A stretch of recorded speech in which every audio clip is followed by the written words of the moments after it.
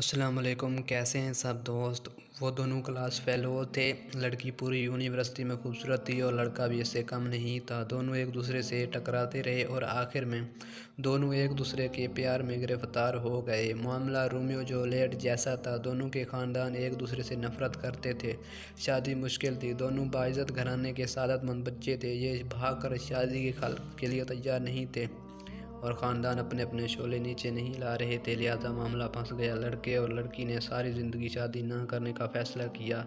یہ دونوں اپنے گھر میں رہتے رہے۔ 5 سال تک ان کے درمیان رابطہ نہ ہوا۔ والدین شادی کی کوشش کرتے رہے مگر یہ انکار کرتے رہے، یہاں تک لڑکی کے والدین ہار مان گئے۔ لڑکی نے لڑکے کو فون کیا، لڑکے نے فون اٹھایا، لڑکی کی صرف سلام کی آواز سنی اور کہا، میں نے بارات کب لے کر آنا ہے؟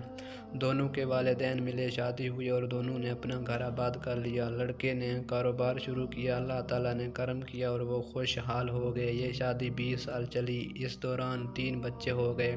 خاتون کو اپنے حسن اور اپنی خوبصورتی پر ناز تھا، وہ تھی بھی ناز کے قابل۔ وہ 45 سال اور 3 بچوں کی ماں ہونے کے بعد جوان لگتی تھی۔ خاوند بھی روز اول کی طرح اس پر فدا تھا، وہ جی بھر کر اس کی تعریف کرتا تھا۔ خاتون کی منہ پر چھوٹی سی گلٹی نکلی اور یہ گلٹی پھیلتے پھیلتے ناسور بن گئی۔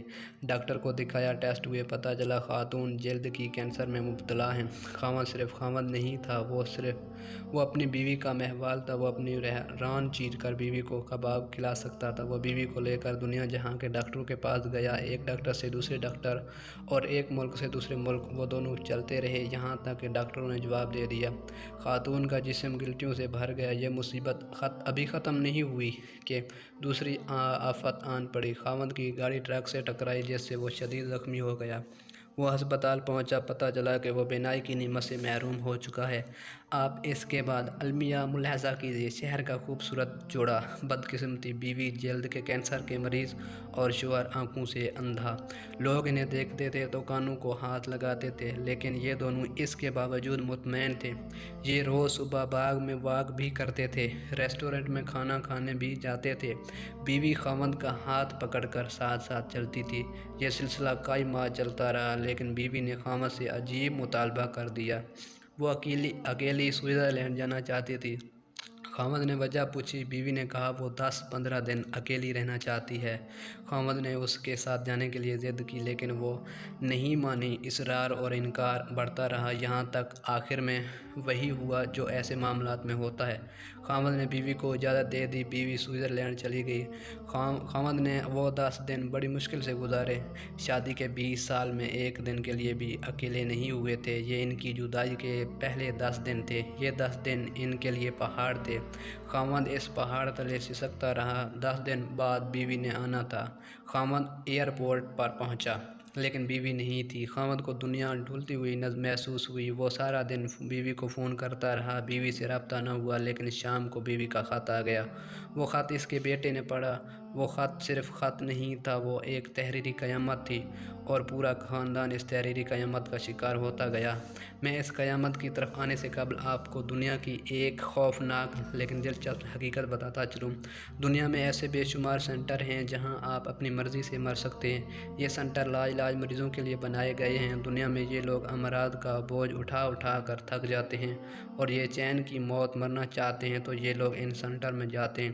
وہ کینسر کا دکھ برداشت نہ کر پا رہی تھی۔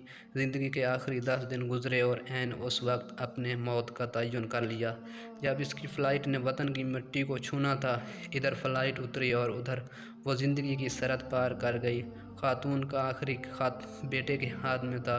وہ سسکیاں لے لے کر خط پڑھ رہا تھا اور خاوند سر جھکا کر اپنی بیوی کا ایک ایک لفظ سن رہا تھا۔ اس نے بتایا وہ جب یونیورسٹی میں پہلی بار ملے تھے تو اس نے کیا محسوس کیا تھا۔ وہ یونیورسٹی میں لڑتی کیوں تھی، اس نے پھرا کہ وہ 5 سال کیسے گزارے تھے، اور اس نے شادی کے بعد اپنے بچوں کو ملازموں کے رحم و کرم پر کیوں چھوڑے رکھا۔ میں اپنی محبت کو تقسیم نہیں کر سکتی تھی، میں تمہارا حصہ اپنے بچوں کو بھی نہیں دے سکتی تھی۔ اس نے 20 سال ازدواجی زندگی کس مسرت اور سرشاری میں गुजारी थी, और फिर जब इसे पहली उल्टी निकली थी तो इसने क्या महसूस किया।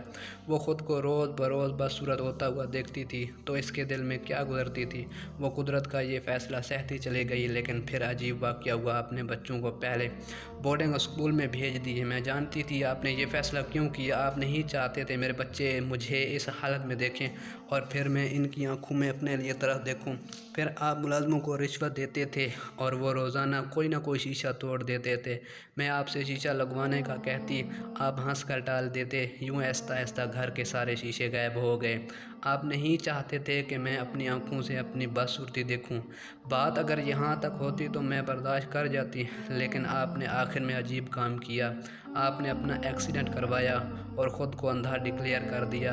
मैं जानती हूँ आपकी आंखें ठीक हैं, आप मुसलसल 6 माह से एक्टिंग कर रहे हैं, और मैं ये भी जानती हूँ आपने ऐसा क्यों किया। आप नहीं चाहते थे मेरे दिल में एक लम्हे के लिए भी ये ख्याल आए कि मैं आपको बदसूरत दिखाई दे रही हूँ। आप अंधे बन गए। आपका ये मसनूई अंधापन मोहब्बत की इंतहा थी। मैं ये इंतहा बर्दाश्त ना कर सकी, चुनांचे मैंने दुनिया से रुखसत होने का फ़ैसला कर लिया।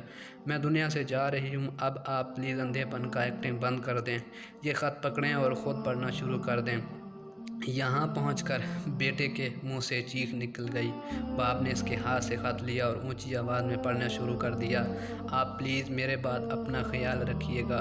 सारे तौलिए अलमारी में रख दिए हैं। मैंने दर्जी को 5 साल के कपड़े दे आई हूँ। आखिरी बात, चिड़ियों को दाना देते रहना, बच्चों का ख्याल रखना। फिर मुलाकात होती है क़यामत के दिन। मेरे प्यारे दोस्तों, आपको हमारी ये छोटी सी काविश कैसे लगा?